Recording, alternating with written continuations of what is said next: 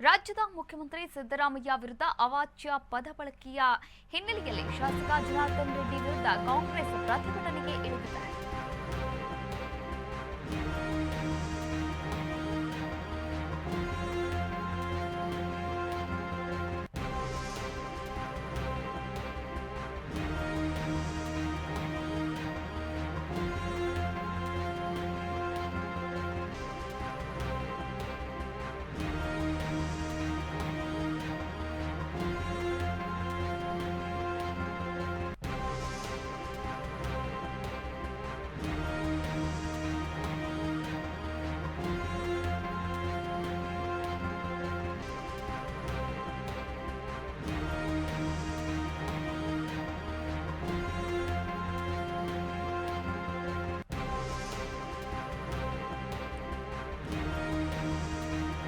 CM Siddaramaiah ವಿರುದ್ಧ ಅವಾಚ್ಯ ಪದ ಬಳಕೆಯ ಹಿನ್ನೆಲೆಯಲ್ಲಿ ಶಾಸಕ ಜನಾರ್ದನ್ ರೆಡ್ಡಿ ವಿರುದ್ಧ ಕಾಂಗ್ರೆಸ್ ಪ್ರತಿಭಟನೆಗೆ ಇಳಿದಿದೆ.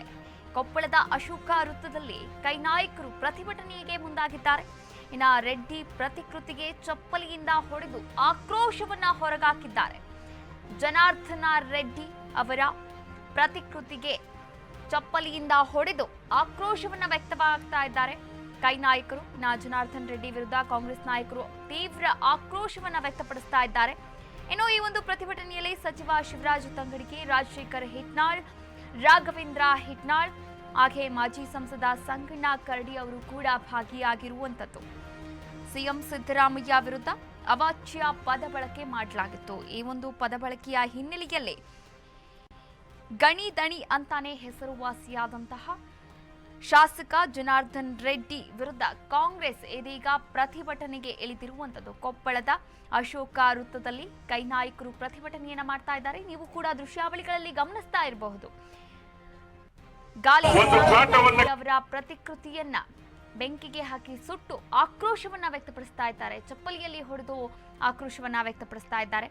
ಇನ್ನು ಈ ಒಂದು ಪ್ರತಿಭಟನೆಯಲ್ಲೇ ಸಚಿವರಾದಂತಹ ಶಿವರಾಜ್ ತಂಗಡಗಿ, ರಾಜಶೇಖರ್ ಹಿಟ್ನಾಳ್, ರಾಘವೇಂದ್ರ ಹಿಟ್ನಾಳ್, ಮಾಜಿ ಸಂಸದ ಕರಡಿ ಸಂಗಣ್ಣ ಅವರು ಕೂಡ ಭಾಗಿಯಾಗಿರುವಂತದ್ದು. ನಿಮ್ಮೆಲ್ಲರೂ ಕೂಡ ಅಭಿಮಾನದಿಂದ ಈ ಒಂದು ಸಂದರ್ಭ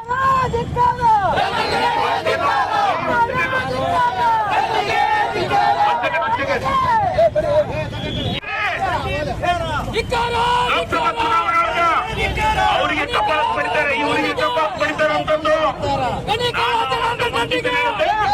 ಚುನಾವಣೆ ರಿಸಲ್ಟ್ ಈ ಜಿಲ್ಲೆ